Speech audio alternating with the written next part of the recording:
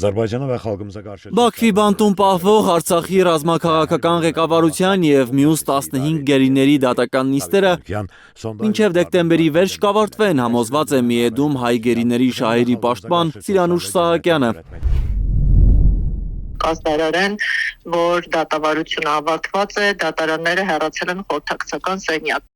Սահակյանի խոսքով Ադրբեջանի դատախազությունը պահանջել է ՑՄԱ ազատազրկման դատապարտել Արցախի ռազմաքաղաքական ղեկավարության մեծ մասին, մյուս 15 գերեվարված հայերին դատապարտել 14-ից 19 տարի ազատազրկման։ Մենք վստահ ենք, որ այս առաջարկները վավերացվել են դատարանների կողմից, քանի որ ի սկզբանե դատավարությունը քաղաքական պրոցես է եղել։ Արցախի երկրորդ և երրորդ նախագահներին Արկադի Ղուկասյանին և Բակո Սահակյանին դատարանը չի կարող ՑՄԱ ազատազրկել։ Նրանց տարիքով պայմանավորված, ասում է Սահակյանը, Ադրբեջանի օրենսդրությունը արգելում է 65 տարին լրացած անձանց ՑՄԱ ազատազրկել։ Դատախազներն առաջարկել են 20 տարի ազատազրկման դատապարտել նրանց։ Մեծ սպասումներ պետք չէ ունենալ, իրատեսականորեն մենք գիտենք, որ բոլորի պարագայում կայացվելու են մեղադրական դատավճիռներ և ընտրվելու է կամ ՑՄԱ ազատազրկումը կամ 20 տարի ազատազրկումը։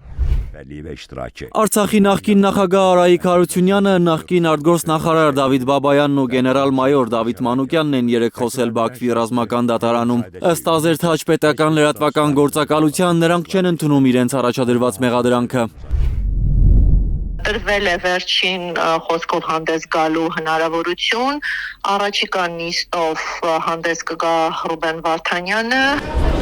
Իդեպ Բաքվում երեկ քարոզչական մի վավերագրական ֆիլմ են ցուցադրել օլիգարխի դիզայնը վերնագրով, որի հիմնական մասը Արցախի նախկին պետնախարար Ռուբեն Վարդանյանի մասին է։ Քարոզչական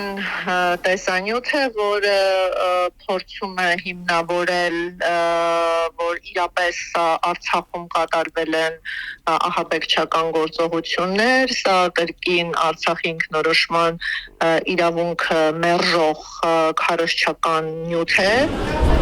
Ֆիլմից կադրեր են տարածվել, թե գերեվարված հայերը, այդ թվում Ռուբեն Վարդանյանը, ինչ բանտախցերում են ապրում։ Փորձել են միջազգային հանրությանը ցուցադրել, որ պահման իդեալական պայմաններ են ապահովել հայերի համար։ Միեդում հայ գերիների շահերի պաշտպանը կասկած չունի, որ ցուցադրված բանտախցերը ընդամենը ֆոտոզոնա են։ Իրականում բոլորը գիտեն, թե ինչ անմարդկային պայմաններում են պահում հայ գերիներին, ասում է Սիրանուշ Սահակյանը։ Բացահայտված է դատական գործընթացներում, որ այդ վայրերը ընդամենը լուսանկարչական նպատակով ստեղծված վայրեր են և առնչություն չունեն նրանց պահման իրական վայրերի հետ։ Համացանցում տարածված այս տեսանյութն արդեն ուսումնասիրում են, ասում է Սահակյանը։ Առաջիկայում մարդու իրավունքների խախտման վերաբերյալ հայտարարություն կանեն։ Էդգար Ղուշչյան, Գագիկ Տեր-Ղազարյան, Հայլուր։ Հայաստանում և աշխարհում տեղի ունեցող իրադարձությունների մասին առաջինը իմանալու համար բաժանորդագրվեք մեր ալիքին, սեղմեք զանգակը, որ բաց չթողնեք ամենակարևորը, ամենահրատապն ու հետաքրքիրը։